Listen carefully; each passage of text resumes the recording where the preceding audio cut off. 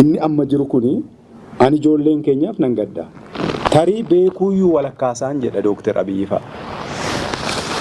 Mootummaa kana beektaa? Mootummaa amma jiru kana seetilerii fi birookeriitu mootummaa ijaarrata. Seetilerii fi qubattuu lafa Oromoo irraa fi dallaalaa lafa Oromootu marji walitti ta'ee mootummaa ijaarrata. Dooktar Abiyyi warra kanaan marfamee jira. Inni kana beekamoon beekuu isaaf Rabbi qofaatu beeka. Seetilers lafa Oromoo kana isa amma harkaa qaban caalaa dabalachuu warra barbaadaniif warra immoo waa hundaa gabaa baasan Oppiidiyoon bar haadha isaas gabaa baasa. Haadha manaa isaas gabaa baasa. Ilma isaas intala isaas gabaa baasa. Lafa abbaa isaas gabaa baasa. Lafa abbaa isaas Oppiidiyoo biratti waan hin gurguramne homtuu hin jiru. Amantaan isaas ni gurgurama, sabummaan ni gurgurama. Waan hin lafti abbaas ni gurgurama. Warra kanatu marji godhee mootummaa ijaarrata. Warri kuni ammaaf yeroof humna qaban. Isaantu warra kana didu hidhaa. Abiyyiin ijoollummaa isaarraa jalqabeen beeka. Nama waliin jiraachuudhaaf namatti ulfaatu miti. Amalli isaa abbuma fedhe waliin jiraachuu danda'a. Akkasumatti ergannee quxisuu kos waan ta'eef gaafa waa itti ammaatti immoo dhufee waan itti hafuura baafatee keessumaa gaafa lola baadimmee san akkasitti jiraanne. Waamnee wal erganna. Ka aadaattis isatu naaf xiqqaa. Inni na ergateen beeku.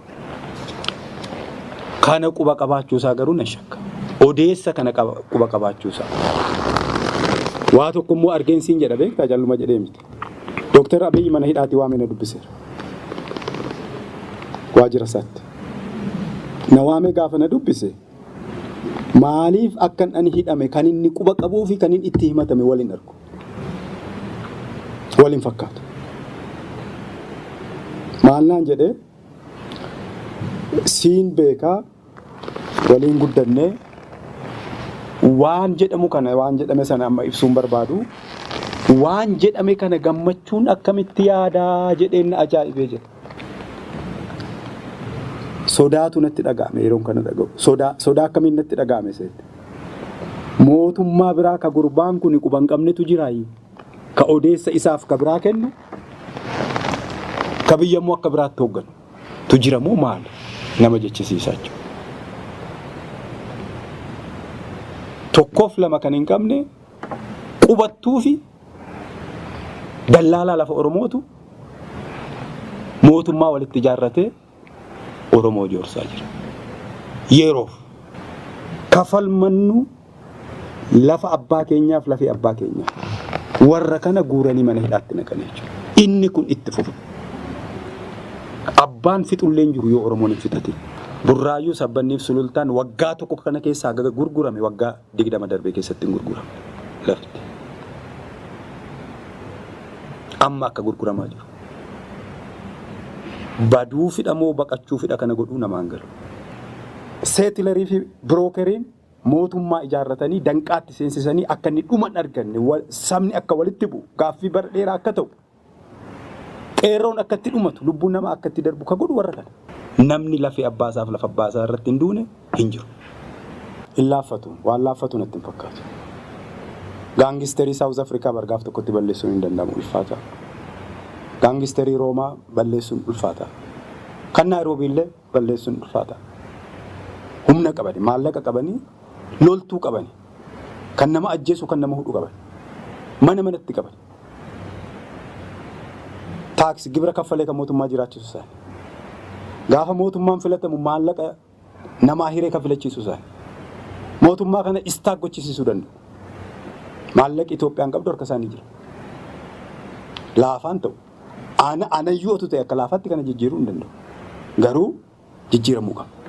Uummatis, jaarmiyooleen siyaasaas, beektotis namni hunduu mootummaa irratti dhiibbaa godhee filannoon sirnaa gaggeeffamee aangoon harka uummataa hin galu yoo ta'e biyyi kun hin baddi akka fokkisaatti baddi. Akka baay'ee fokkisaa ta'etti. Warri sammuun isaanii qajeelloo immoo karaan isaanii daddabaaf dheeraa waan ta'eef. Warra sammuun asumeetu beektaa? Warri sammuun isaanii asume karaan isaanis asuma. Warri sammuun isaanii asume asumatti aangoo argatu asumatti sooromu.